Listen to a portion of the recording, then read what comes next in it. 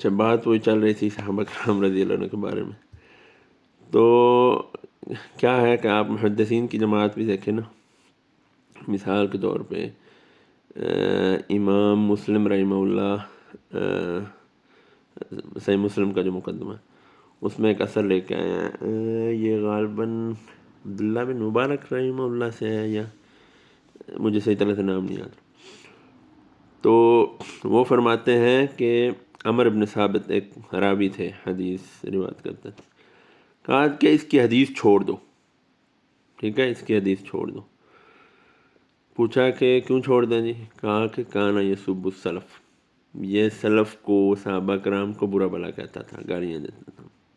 سمجھ رہے ہیں؟ یہ کرائٹیریا ہے محدثین کا کہ جو صحابہ کرام کے بارے میں جس کا دل صاف نہیں ہے ہم نے اس سے کوئی علم نہیں لینا، اس سے کوئی حدیث ہی نہیں لینی ہے. سمجھ رہے ہیں؟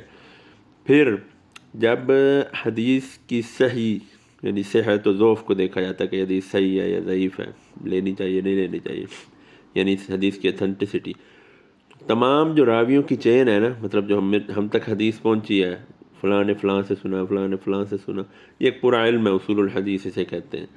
اور تمام راویوں کے حالات زندگی موجود ہیں اسماء رجال کی کتب میں، سب کچھ.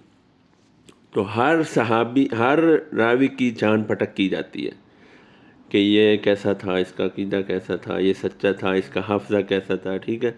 وہ سارا کچھ ٹیسٹ کیا جاتا ہے کہ حتیٰ کہ تابعین، تبع تابعین کا کیا جاتا ہے. جب بات صحابی پہ آ جاتی ہے نا، اس کی تحقیق نہیں کی جاتی، کیونکہ صحابہ کلو مدعو، صحابی سارے کے سارے سچے ہیں، وہ نبی صلی اللہ علیہ وسلم پر جھوٹ نہیں بولتے. وجہ کیا ہے؟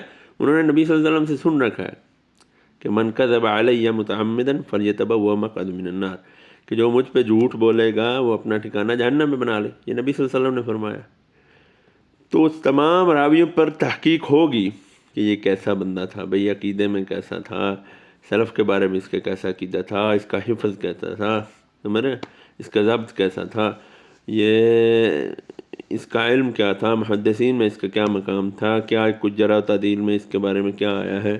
لیکن جب صحابی کا نام آ جائے گا نا، کوئی تحقیق نہیں ہوگی، آنکھیں بند کر کے صحابی پر اعتماد کیا جائے گا، کیونکہ صحابہ سارے کے سارے سچے ہیں. انہیں سرٹیفکیٹ مل چکا ہے رضی اللہ عنہ و رضوا عنہ، کہ اللہ ان سے راضی ہے، وہ اللہ سے راضی ہے.